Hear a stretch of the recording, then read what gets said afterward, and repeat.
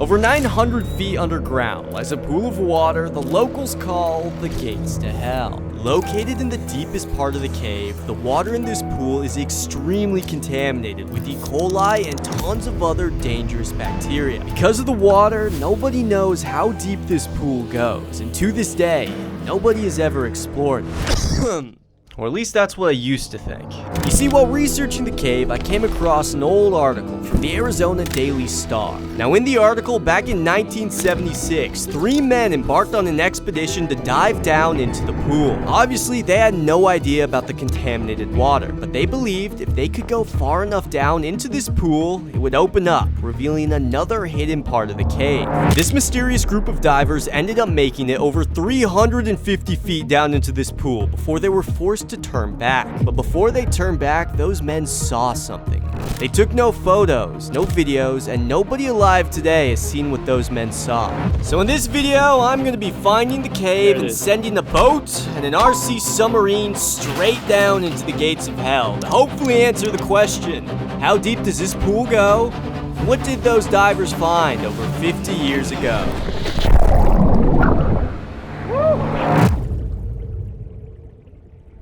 Now, if I wanted to find what was at the bottom of the gates to hell, I was first gonna have to find the cave. So I did some research and found a YouTube video of some people who had actually swam in the water a few years ago. Hoping they could possibly guide me down to the pool, I reached out, but they never responded. And what was even weirder is that was the last video they would ever upload on that channel. At this point, I was starting to realize if I wanted to find out where the cave was, I was probably gonna have to find it myself. In 1948, the Desert Magazine releases an article called Operation Underground, which just so happened to include the location of the cave and a map. With both maps secured, I now finally had the exact location of the cave. But before I could just take the RC submarine down into the gates of hell, there's something I need to explain. You see, 50 years ago, when the 3 divers made it down over 300 feet into the pool, they found remnants of an old gold mine. Now, obviously, nobody knows for sure because the divers took no photos and have no proof, but during the gold rush, there were a lot of other gold mines in the area. So if I'm able to send my RC submarine far enough down into this pool, then I will be the first person ever to hopefully document a flooded gold mine at the bottom of this cave. Now, obviously, before I just send the RC submarine 300 feet down into the gates of hell, I wanted to do a test drive. Now, because I don't own a pool, I ended up having to hike 2 miles to this body of water, and when I finally got there, I realized the RC submarine wasn't turning on. This was very bad. When I got home, I realized it was probably because there was like a pound of sand inside the submarine. After doing some research, I was convinced that if I could just open up the sub, get the sand out, and screw it back together, I'd be good. And at first, I'll be honest, everything was going pretty good. But there was one screw that simply didn't want to come out. And no matter how hard I tried, this is so damn frustrating. I was not able to get that damn screw out. This is really bad. I'm 1 screw away. If I couldn't open up the sub, this video is basically done for. What's good, brother? Will, I need your help, man. Over the next 2 minutes, I explained my situation to Will, and then he gave me some advice. Tomorrow morning, go to Ace Hardware. Just say, like, yo, help. Yup, so pretty much the next day, I learned you can bring an RC submarine to Ace Hardware, and they will open it up for you in literally less than 30 seconds. Oh my god. Dude, thank you so much. Which is awesome, because if it wasn't for that guy, this video probably would have been over. Alright. Got all the sand out of it, so that's good. Turns out the sand wasn't actually even a problem, and what I really needed was this charger. I don't know where the charger is for the submarine. I have 5 different chargers that look exactly like the one I need, and none of them are actually the one I need. The one I needed was 70 bucks and took 2 days to ship. So with 48 hours to kill, I decided I was gonna go scout out the cave. I had 2 major questions. What exactly was in this water, and how long would it take me to make it all the way to the gates of hell, assuming I didn't get stuck?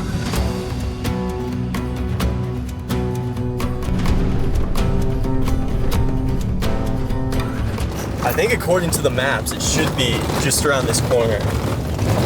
Let's hope so. That wasn't that bad. Hour and a half drive. Could have been worse. Definitely could have been worse. Basically, we got this water testing thing, and we're gonna go into the tunnels, and using this water tester, it's gonna be able to tell us how safe the water actually is. It's not dark out, but we're definitely running out of sunlight, so we should probably... About 45 minutes till the sun sets. Let's roll. Even though I did have a map to the cave entrance, I still didn't know exactly where it was. All I knew was it was somewhere in this canyon. And lucky for us, we quickly found some clues. So wait, where's the entrance? Main entrance is there. So there's a big one to the right. 1, 2, 3, 4, 5. Okay. 6. There's actually 6 of them. According to this map, there was actually 6 pools in the cave, and the one we wanted was all the way at the back. Oh man. I wonder if there's bats in here. There probably is. Whoa, this is a dramatic entrance. It looks different in person. Is this it? This does not look like this goes in there. There's no way it's this gnarly right off the bat. I mean, we could. That would just be really gnarly to squeeze through.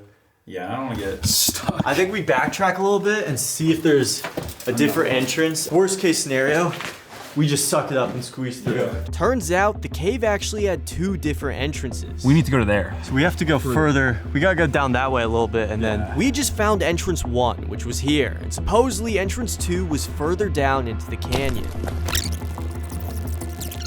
I think we gone too far. We had no idea where we were. It was getting dark really fast, and the last thing I wanted was to be searching for the cave at night. So I pulled out the map to take another look, and that's when I realized we had probably gone too far in the canyon.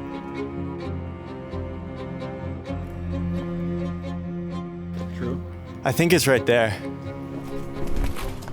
This is kind of gnarly. Oh, yeah, this is it. This is definitely it. There it was. For the first time ever, I was staring face to face with the entrance of this cave. I was pretty nervous. I'd heard a lot of scary stories about this cave, but I also hadn't come this far to turn around.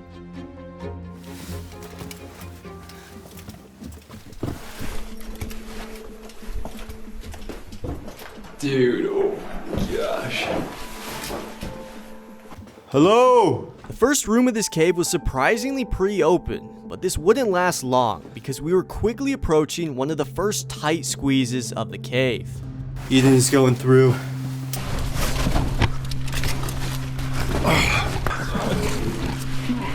Turns out, unless you weighed 500 pounds, that first tight squeeze wasn't actually that bad. Me and Eden were both able to make it through pretty alright.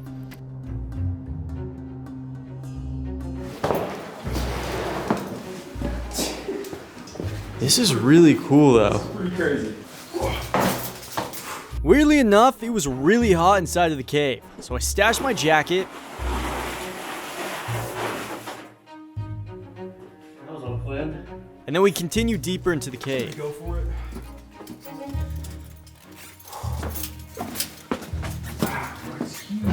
Eventually, we got to this part of the cave that I called the slab. We were pretty deep inside at this point, and the cave split off into a bunch of different directions, and we honestly didn't know which way to go. Do you feel the humidity? Yeah. I wonder if it's down there. Should we check that way out?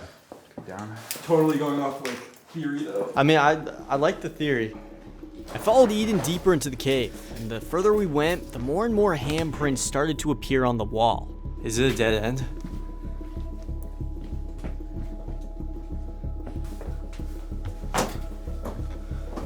Dude, this part looks almost like it collapsed, you know? Eventually, we hit a dead end and realized this wasn't the right way. Right. There's probably a little tiny opening right there. So we retraced our steps back and decided it was time to go down the slab. I don't know what the name of this part of the cave is, but it's like the second real tight part. It's not actually that tight. It's just kind of like awkward.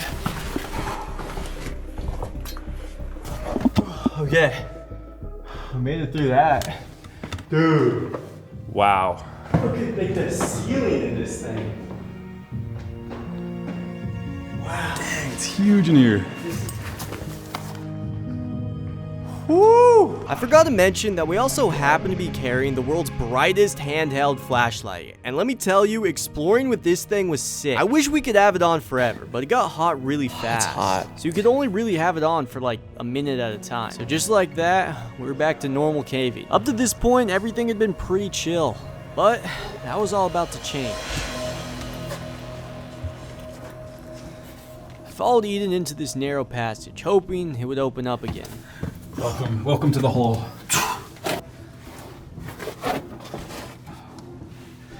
It drops into a pool of water. Really? It literally is a drop off into water. Is that one of the pools you think? I mean, It's a pool. I don't know if it's a pool or if that just counts as like a puddle. I'll throw it deep. Now obviously this wasn't the pool we were hunting for, so we retraced our steps and eventually we made it to the big room. And all I can say is it makes sense that they call this thing the big room. Like if we were in Minecraft, we had officially made it to the caverns level, which also meant we were getting close to the gates to hell. And that's when I spotted the small opening coming out of the big room. I cautiously made my way through, turned a corner, and that's when I saw it. The ladder that would lead us down to the gates to hell. This part was seriously sketchy, because during my research I had learned that almost 90% of the caving accidents in this cave happened when people were trying to make it down this ladder.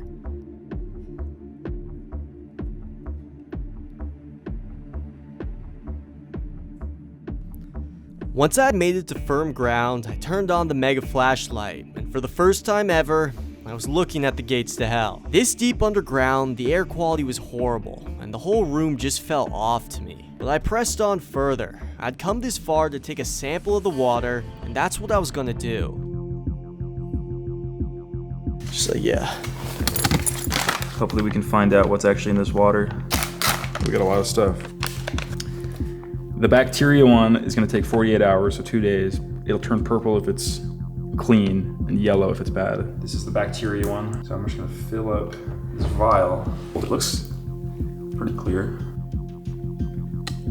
With our main water sample collected, we then spent the next hour playing mad scientist, doing every other water test in the kit. With all the samples collected, we headed out of the cave. The sample was cool, but the main thing I had learned was it actually wasn't that hard to make it all the way to the gates of hell, which meant the second that charger arrived, it was go time.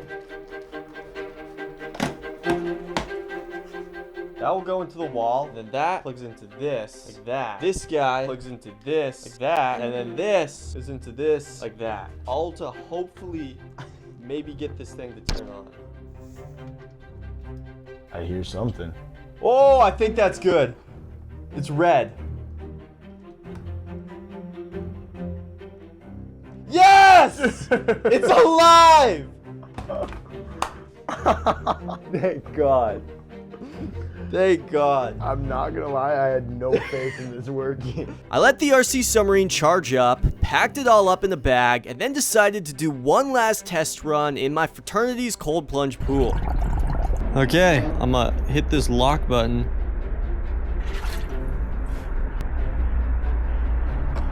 Oh, it's going. It's going. The test run was a complete success. The submarine went down, I could move it around, and this is what it looked like from in the water point of view. It was kind of terrifying, but success. Successful test run. Yes, dude. Oh, yes. It was finally time for the real thing. I see a crack that runs along this wall right here. Uh-huh. It's just black.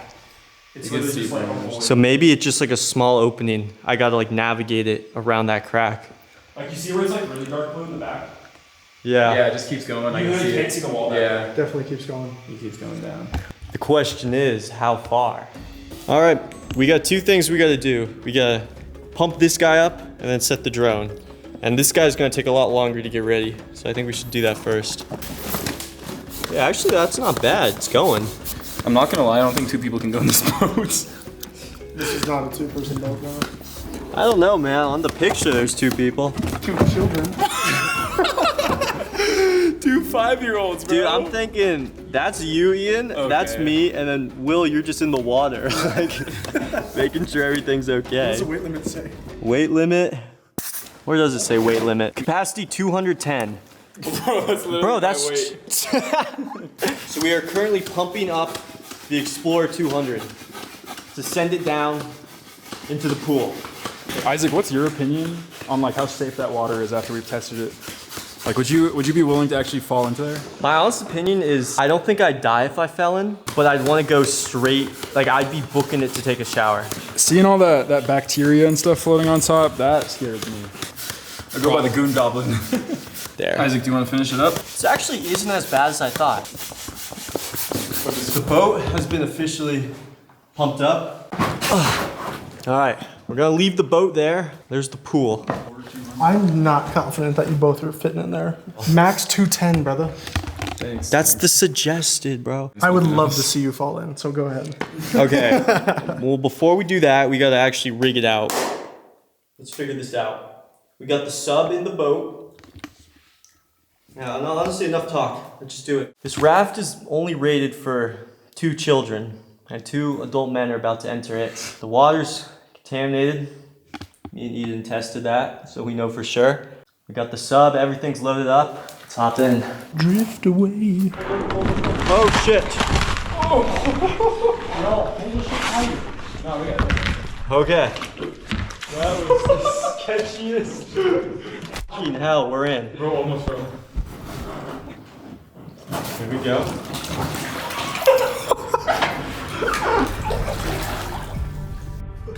Yeah, let's turn this way. Paddle, We made it to the deep end. Holy fuck. Okay. Yeah, you guys are good. this looks so incredible over here. Hold on. Okay, I think we have to be kind of quick, because this thing might go down any second. Okay, I'm gonna lock us in here. This will be our anchor. It smells like mud and like musty water. All right, turn the sun off. For context, the sun is actually just that super bright flashlight from earlier. comfiest Once me spot. and Eden got the boat in position, I prepared the RC submarine, turned it on, and then got ready to send it down into the gates of hell.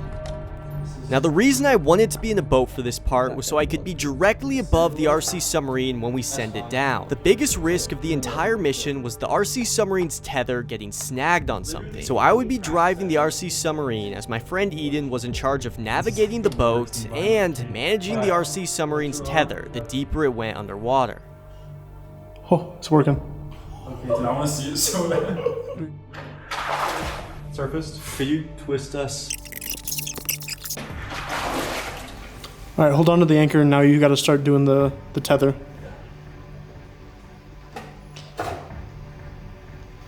Damn, it's deep in there, bro. It's really deep. What? Okay, we're at the bottom. I'm going forward, slowly. At about 30 feet underwater, I finally saw how big this pool was. I slowly brought the submarine down even further, and this is when I made my first mistake. Oh, you ruffled up the dirt on the bottom. Fuck.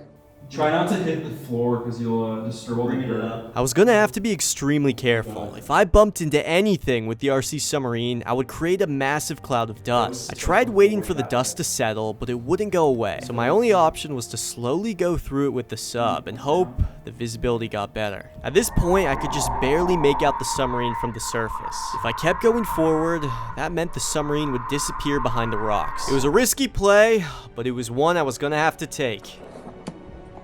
It's be annoying. Dude, it goes so far. It's just like a blue abyss. At this point, I lost visual contact with the RC submarine from the boat, and also made the mistake of looking away from the screen as the RC submarine slowly floated into a wall. Oh crap. I quickly tried to adjust the course of the submarine, but ended up just ramming it even harder into the wall, kicking up even more dust and debris. Bring it Dude, back. it's like literally down a tunnel that way. Oh wait, there is a rope down there. Is that our rope? Is our rope there? No. Dude, there's a full-on... Look, there's something. What? There is a rope. There's a huge rope right there. As cool as it was to find the ropes, they scared me, because if there was one thing the RC submarine's tether could get caught around, it was one of these ropes. I decided to back up the submarine, readjust it, and come back in with a fresh angle. Eventually, I got the submarine back to the surface, but before I took it down for round 2, I made sure to do some practice laps in the water with the submarine. After some practice, I was feeling way more confident controlling the sub, and was ready to take it down as far as I could. I got the submarine down to the bottom again, but this time I was able to navigate it through this super narrow stretch of rock. There's a bunch of water bottles on the ceiling. I also sadly realized that this was a dead end, so I reversed the submarine out and made it back to the original big room. The visibility was still horrible, but I knew if I wanted to find any sort of flooded gold mine, this was the right way I had to go. Dude, it goes down so much deeper. I gotta be careful if I get snagged on that rope. Right here's where everything started to fall apart. I ran into something above the submarine, which caused me to go forward, but I couldn't. The submarine was stuck, so I turned around to see what I had snagged on. To my horror, it was the big thing of a rope. This was literally worst case scenario, because at this point the submarine was so deep underwater I couldn't even see can't even talk when I'm doing this. It's so stressful. There's like all these like bars. Over the next 5 minutes, I was able to bring the submarine back up like you're close to dragging the on that surface where I could see it again. But the submarine was still snagged on something, and I couldn't get it the last 10 feet back up to the surface. The more I tried to get the submarine unstuck, the worse it became. I tried moving it around, but the visibility got bad, and I literally had no idea where the submarine was.